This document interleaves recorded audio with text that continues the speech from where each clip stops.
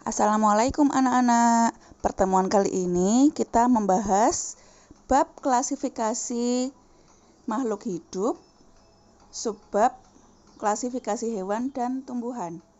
Kingdom Plantae atau yang kita kenal sebagai tumbuhan adalah suatu organisme eukariotik multiseluler yang mempunyai dinding sel serta klorofil.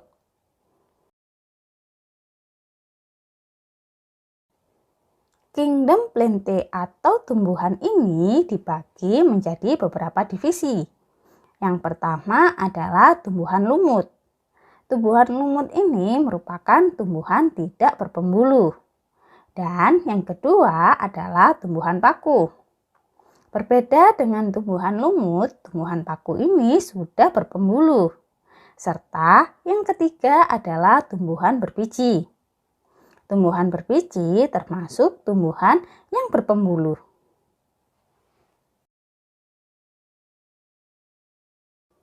Tumbuhan berpembuluh ini adalah tumbuhan yang sudah mempunyai berkas pengangkut, di mana tumbuhan tersebut sudah mempunyai xilem dan floem.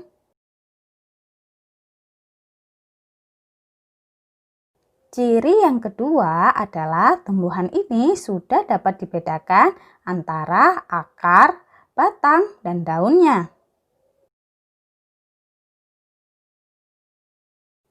Tumbuhan berpembuluh disebut juga sebagai tumbuhan berkormus. Tumbuhan berkormus dapat dikelompokkan menjadi dua. Yang pertama adalah kelompok Cormovita berspora. Contohnya adalah tumbuhan paku. Dan yang kedua adalah kelompok Cormovita berbiji. Contohnya adalah tumbuh-tumbuhan yang memiliki biji.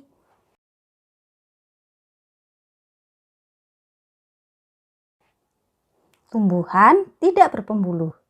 Tumbuhan tidak berpembuluh memiliki beberapa ciri-ciri.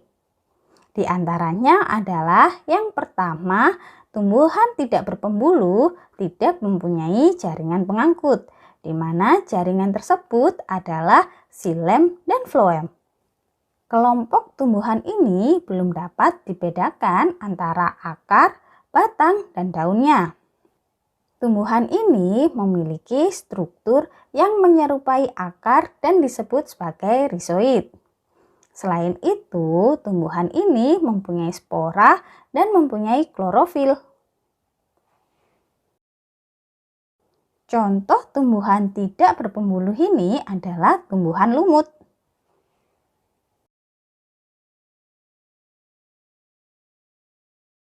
Sekarang, mari kita bahas ciri-ciri contoh tumbuhan tidak berpembuluh, yaitu lumut, serta contoh dari tumbuhan berpembuluh, yaitu tumbuhan paku serta tumbuhan berbiji.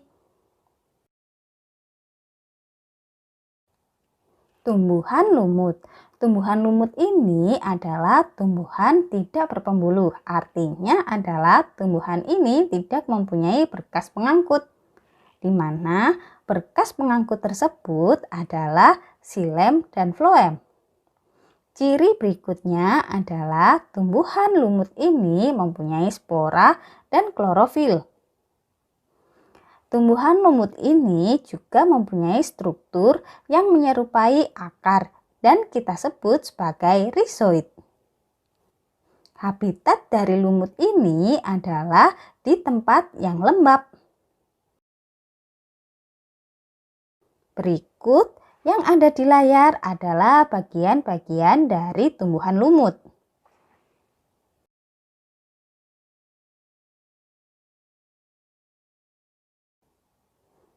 Klasifikasi lumut ini dibedakan menjadi tiga, yaitu lumut hati, lumut tanduk, serta lumut daun.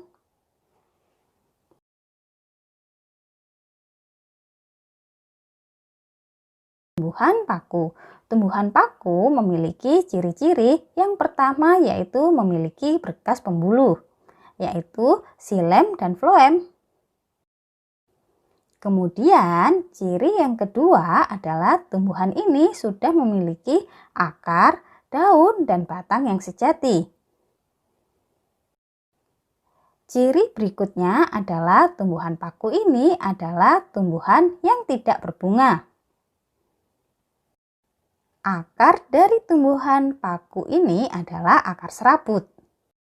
Tumbuhan paku mempunyai habitat di tempat yang lembab. Cara berkembang biaknya dapat secara generatif serta dapat secara vegetatif. Tumbuhan paku ini tidak memiliki biji, tetapi tumbuhan ini memiliki spora dan klorofil. Tumbuhan paku memiliki daun muda yang menggulung. Daun muda yang menggulung ini jika di dalamnya menghasilkan spora bernama sporofil. Sedangkan jika daun muda tidak menghasilkan spora, yaitu bernama tropofil.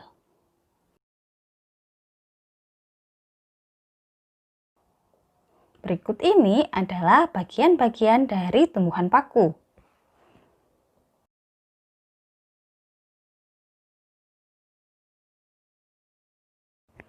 Klasifikasi tumbuhan paku dibedakan menjadi 4 kelompok. Kelompok yang pertama adalah paku purba. Kelompok yang kedua adalah paku kawat. Yang ketiga adalah tumbuhan paku ekor kuda. Dan kelompok tumbuhan paku yang terakhir adalah tumbuhan paku sejati.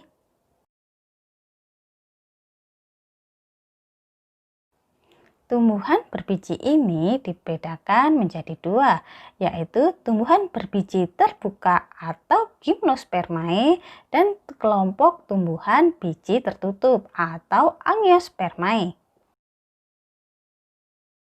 Tumbuhan berbiji terbuka ini memiliki ciri-ciri sebagai berikut.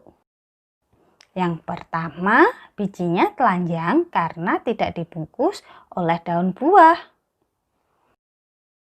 Ciri yang kedua, tumbuhan berbiji ini memiliki strobilus. Strobilus adalah alat berkembang biak pada tumbuhan berbiji terbuka. Bentuknya menyerupai seperti bangun kerucut.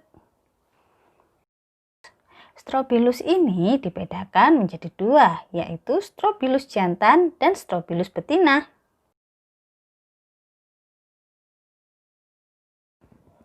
Ciri berikutnya adalah tumbuhan ini memiliki batang yang besar dan berkambium. Ciri tumbuhan berbiji terbuka yaitu memiliki akar tunggang dan serabut. Daunnya selalu hijau, sempit, tebal, dan kaku.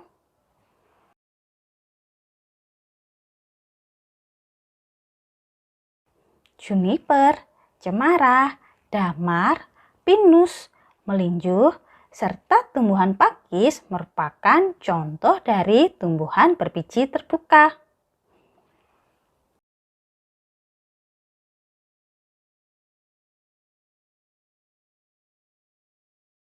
Tumbuhan berbiji tertutup ini memiliki ciri-ciri sebagai berikut.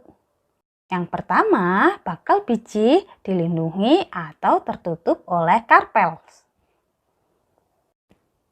Daun buah atau karpels ini dikelilingi oleh bunga.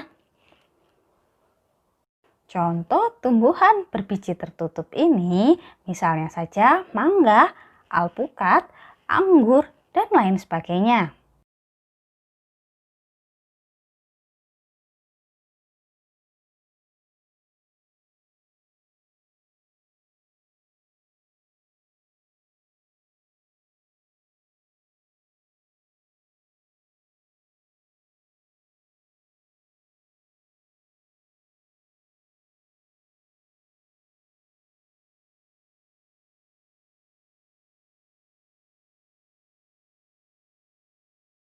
Kelompok tumbuhan berkeping satu atau monokotil memiliki ciri-ciri sebagai berikut. Yang pertama, memiliki satu keping daun lembaga. Ciri yang kedua, mempunyai akar serabut. Ciri yang ketiga adalah batangnya tidak berkambium. Ciri berikutnya adalah tumbuhan ini mempunyai berkas pembuluh pengangkut yang tersebar. Tumbuhan ini memiliki tulang daun yang sejajar atau melengkung. Ciri yang terakhir adalah tumbuhan ini memiliki kelopak bunga kelipatan 3.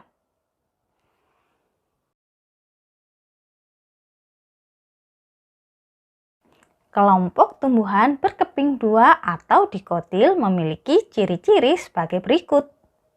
Yang pertama, memiliki 2 keping daun lembaga. Ciri berikutnya adalah tumbuhan ini berakar tunggang. Ciri yang ketiga adalah batangnya berkambium.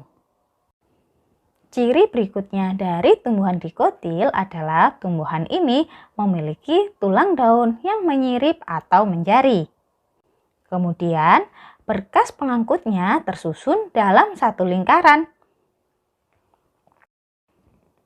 Dan ciri yang terakhir adalah kelopak bunganya berkelipatan 4 atau 5.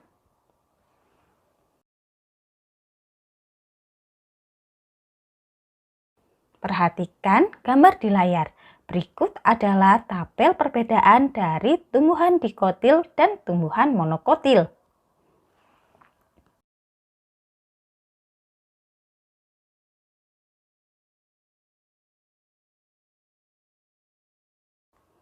Nah, kesimpulan dari video ini adalah kingdom tumbuhan dibedakan menjadi 3, yaitu tumbuhan lumut, tumbuhan paku, dan tumbuhan berbiji, di mana tumbuhan berbiji tersebut dapat dikelompokkan menjadi 2, yaitu kelompok tumbuhan biji terbuka dan kelompok tumbuhan biji tertutup. Nah, pada tumbuhan berbiji tertutup ini dapat dikelompokkan lagi menjadi kelompok tumbuhan monokotil dan kelompok tumbuhan dikotil. Atau kita sebut dengan kingdom hewan. Kingdom Animalia ini memiliki beberapa ciri. Yang pertama adalah makhluk hidup ini termasuk makhluk hidup multiseluler. Artinya adalah memiliki banyak sel. Kemudian, ciri berikutnya adalah hewan tidak memiliki dinding sel. Tetapi, makhluk hidup ini mempunyai inti sel atau kita sebut dengan eukariotik. Ciri berikutnya adalah hewan tidak memiliki klorofil. Dan juga hewan memperoleh makanannya dari makhluk hidup lain atau hewan tidak mampu membuat makanannya sendiri. Kingdom Animalia ini dibagi menjadi 2, yaitu invertebrata dan vertebrata. Invertebrata artinya tidak memiliki tulang belakang, sedangkan vertebrata yaitu memiliki tulang belakang. Terdapat beberapa kelompok hewan invertebrata, yaitu Porifera, Coelenterata, Platyhelminthes, Nemanthelminthes, Annelida, Mollusca, Arthropoda, dan Echinodermata. Sedangkan pada kelompok vertebrata terdapat 5 kelompok, yaitu Pisces, amfibi, reptilia, aves, dan mamalia. Agar adik-adik lebih paham, yuk kita bahas kingdom Animalia ini satu persatu. Porifera. Porifera merupakan hewan dari kelompok invertebrata, artinya tidak memiliki tulang belakang. Porifera ini memiliki tubuh yang berpori-pori seperti spons. Habitatnya biasanya di perairan. Warnanya ada hijau, kuning, dan merah. Coba adik-adik perhatikan yang ada di layar. Berikut adalah contoh dari Porifera. Berikutnya adalah kelompok Coelenterata. Kelompok Coelenterata ini adalah hewan yang berongga dan punya tentakel. Biasanya tentakel ini digunakan untuk melawan musuhnya atau untuk menangkap mangsa. Tubuhnya berbentuk polip dan berbentuk medusa. Contoh dari kelompok ini adalah bunga karang, Lobelia, hidra, dan anemon.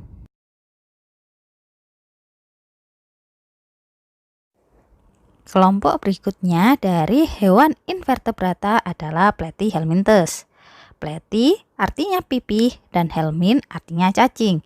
Jadi, Platyhelminthes merupakan cacing pipih. Contohnya adalah cacing hati dan cacing pita.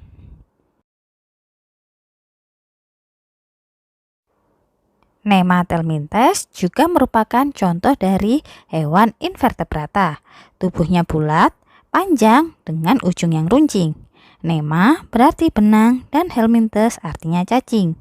Contohnya adalah cacing kremi, cacing tambang, dan juga cacing perut. Annelida atau cacing gelang juga merupakan contoh hewan dari invertebrata.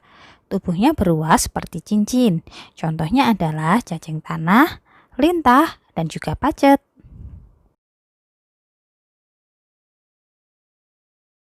Kelompok hewan invertebrata berikutnya adalah moluska.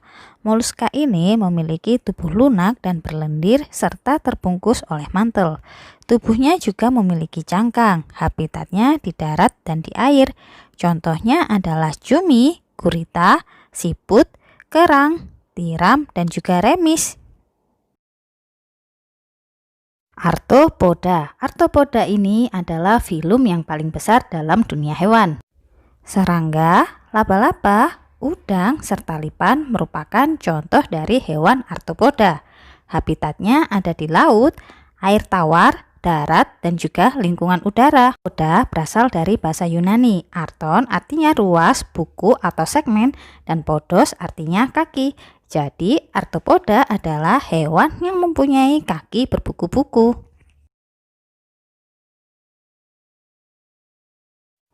Kelompok terakhir dari hewan invertebrata adalah Echinodermata. Echinodermata ini tubuhnya diselimuti oleh duri. Terdapat lempengan zat kapur atau zat kitin yang keras. Tubuhnya simetri radial dengan 5 lengan. Pada tubuhnya terdapat sistem ambulakral. Ambulakral ini digunakan sebagai alat gerak, dapat bernafas, serta untuk menangkap mangsa. Yang pertama adalah kelas Crinoideae, yaitu golongan lilia laut. Kemudian yang kedua adalah kelas Asteroideae, yaitu golongan bintang laut. Yang ketiga ada kelas Ophiuridae, yaitu golongan bintang ular laut. Yang keempat ada kelas Echinoideae, yaitu golongan landak laut atau kita sebut dengan bulu babi. Yang terakhir adalah kelas Holoturoideae, yaitu golongan mentimun laut atau kita biasa menyebutnya dengan teripang. Berikutnya, mari kita bahas hewan vertebrata atau hewan yang memiliki tulang belakang. Kelompok hewan vertebrata yang pertama adalah Pisces. Pisces kita sebut juga dengan ikan. Habitat ikan ada di dalam air. Ikan bernafas dengan insang dan merupakan hewan berdarah dingin. Berkembang biaknya dengan cara bertelur.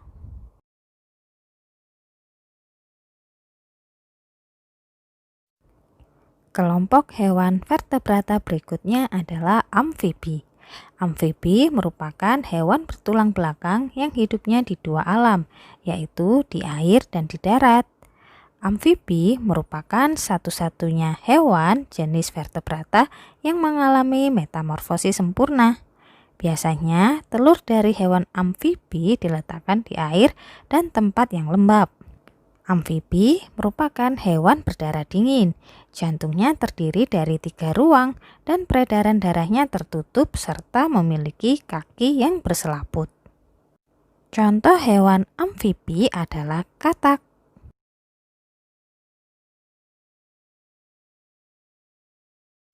Kelompok hewan vertebrata berikutnya adalah reptil. Kata reptilia berasal dari kata reptum yang berarti melata. Tubuhnya tertutup oleh kulit kering atau sisik yang tersusun dari zat tanduk. Habitatnya ada di darat dan di air.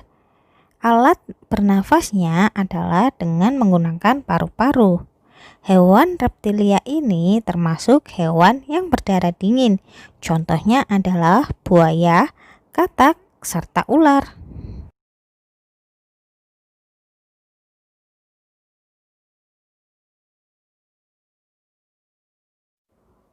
Aves merupakan anggota kelompok hewan bertulang belakang atau vertebrata yang memiliki bulu dan sayap. Sebagian aves dapat terbang dan ada juga yang tidak dapat terbang. Aves berkembang biak dengan cara bertelur. Hewan ini adalah hewan berdarah panas dengan alat pernafasan paru-paru.